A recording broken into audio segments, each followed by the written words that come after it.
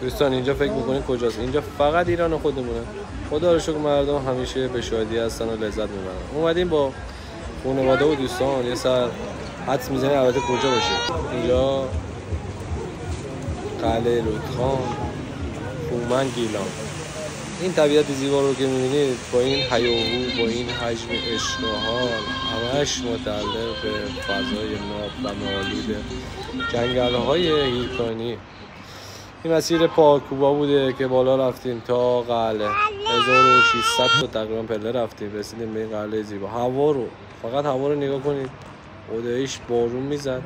فیلم هوایی گرفتم با الیشاد هم یعنی خیلی سخت شد. حالا الان یه قطعه از فیلمشو ببینید چه خوشگله. این از بالای دیواره است.